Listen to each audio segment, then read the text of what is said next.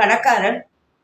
அவனுக்கு லைஃபே பணம் தான். பணம் நிறையா சம்பாதிக்கணும், சேர்த்து வைக்கணும். அப்படி சேர்த்து வச்ச பணத்தை எண்ணி எண்ணி பார்ப்பான். எண்ணி எண்ணி பார்த்துட்டு திருப்பி எடுத்து அதை மூடி வைக்கிறது. இதில் தான் அவனுக்கு சந்தோஷமே. இப்படி ஒரு நாள் பணத்தெல்லாம் எண்ணின்னு இருக்கும்போது திடீர்னு நெஞ்சு வலி வந்துடுறது. இந்த நடு மார்பல வலி வந்துடுறது. வேற என்ன, ஹார்ட் அட்டாக். யம தர்மராஜா கண் முன்னாடி நிற்கிறான். கிளம்பு கிளம்பு அப்படிங்கிறான். இவனுக்கு பயம் வந்துடுறது. ஐயோ, இத்தனை பணத்தை நான் சேர்த்து வச்சிருக்கிறேனே, இதெல்லாம் நான் அனுபவிக்க வேண்டாமா? என்னை கிளம்புங்கிறீங்களே, என்னை இப்படி கூப்பிடுறீங்களே அப்படிங்கிறான். அதெல்லாம் முடியாது, கிளம்பு அப்படிங்கிறான் யம தர்மராஜா.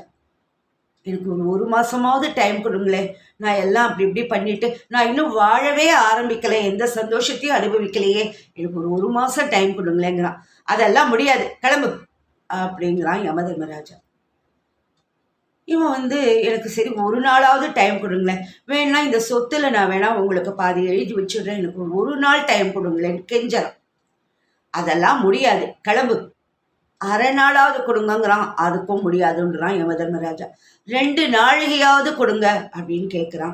2 வினாடி வேணா தரேன் அப்படின்னு யம தர்மராஜா சொன்ன உடனே இந்த பணக்காரன் எழுதி வைக்கிறான். அதாவது 2 வினாடிகளை கூட பெற முடியாத, என்னால் பெற முடியாத இந்த பணத்தை வைத்து கொண்டு நான் பெரிதென்று மதித்தேனே அப்படின்னு எழுதி வைக்கிறான். கடைசியா அந்த உயிர் பிரியும் போது, அதாவது 2 வினாடிகளை கூட என்னால் பெற முடியாத இந்த பணத்தை வைத்து கொண்டு நான் பெரிதென்று மதித்தேனே. எப்படி பாருங்க, பணம் தேவைதான், ஆனா பணம் மட்டுமே வாழ்க்கை இல்லையே. எவ்வளவுக்கு எவ்வளவு பணம் நம்ம சம்பாதிக்கிறோமோ, அந்த அளவுக்கு நிறைய சேர்த்து வச்சிருக்கிறோமோ, அந்த அளவுக்கு தர்மம் நிறைய பண்ணினா மனசுல கொஞ்சம் நிம்மதியும் கிடைக்கும்.